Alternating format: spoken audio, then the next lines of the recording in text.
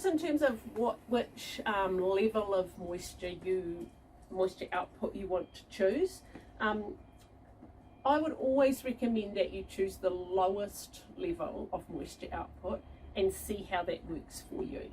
Because, like, for example, with this one, it's pumping out a lot of moisture. It's probably a little bit hard to see in here. That's on high. This is pumping out a lot of moisture, litres of moisture. And so, oops. If you've got a bit of congestion, low will make quite a big difference to you. So if you only need the low output in your bedroom, just use that. Whereas if you put it onto high straight away, yeah, you will no longer be congested, but also you'll probably have way more moisture in your room than you need. So I would just always say start with the low level of mist output, assess the impact on you or your child, and then decide what to do. While we're talking about that, Lou, as well, we do get questions quite a lot when the moisture kind of comes down and that sort of thing, and Crane has always recommended to put a tray under it, so don't put it on your drawers, because if any moisture does come down, but also if you've got it on high and your room's already quite moist. Yes, and I did kind of mention that before, like some people have got like super dry houses because they have one of those like extractory systems in their house that takes all the moisture out, but New Zealand houses generally can be damp, particularly over the winter, depending on what kind of heating you're using, you know, whether your house is insulated, whether whatever. Some houses are damp, and so also some houses just have a higher level of humidity already. So it is really important to kind of factor in all of that.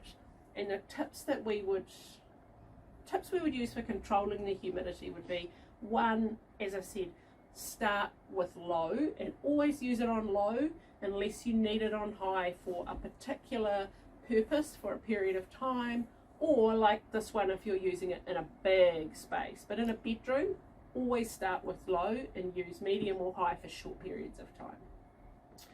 Always make sure that you air out the bedroom regularly, every day.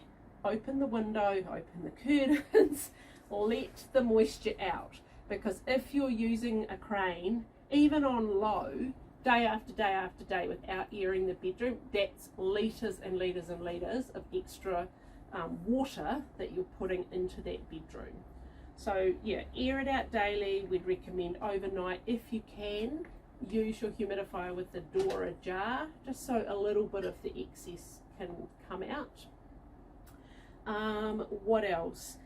Use the information in the instructions that come with your Crane to see what kind of height to put your humidifier at. You don't want it really low, like on a chair next to the bed is too low, and the moisture won't actually get right up into the air. It'll kind of come up to about here and then it will settle. Whereas at this kind of height, you can see it's actually coming and circulating around in the room. And I think that's particularly the case with these little ones where they aren't nearly as grunty, and so you do want that up at a reasonable height so that it's making it up into the air. Like if you put this one on a chair and the mist's coming up about that high, it's just kind of going to come up and then go back down on the chair. You need it up and circulating. Amelia reminded me about the tray, so we always try to remember to show you what kind of tray we mean. It can be, this is like an IKEA one that I've had for 15 years, but a Kmart one or a warehouse one. It doesn't have to be a fancy tray. Even just a plate. A plate is better than nothing. But just a cheap plastic tray that you just keep for the purpose of using with your Crane is a good idea. Just keep it in the cupboard with the humidifier, so when you get it out you always remember. So the purpose of the tray is to protect whatever surface you're putting your humidifier on.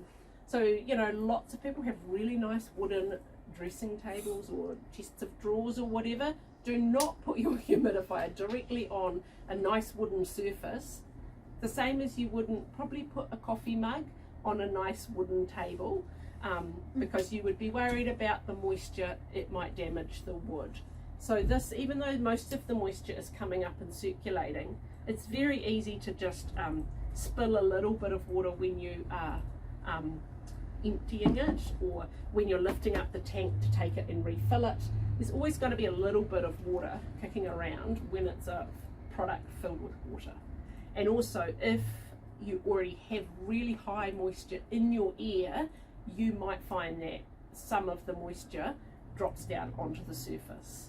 And that's normal because, you know, your environment can only cope with so much moisture. So if there's already moisture in the air and you're pumping in another 3.7 litres, it's going to go somewhere.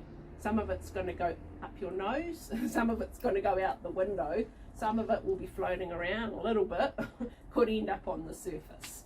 So just bear that in mind and don't put it on something precious unless you have a tray. Don't put your humidifier on a towel because that impacts its ability to work properly.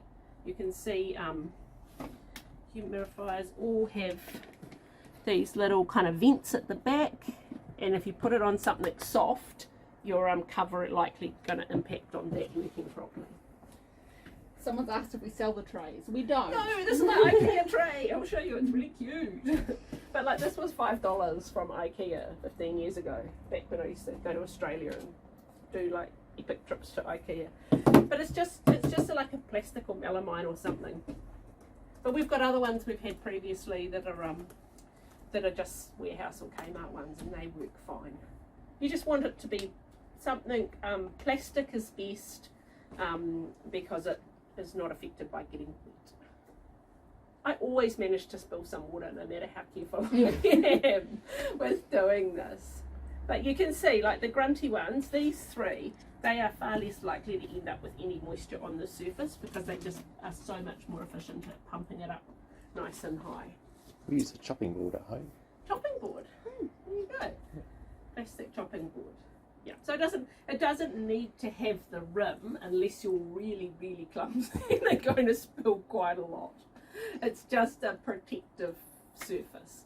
Even like a silicone kind of placemat would be better than putting it straight on a wooden surface. And I think a lot of bedroom furniture now is not even proper wood. So much bedroom furniture is like melamine or something, which really doesn't like water.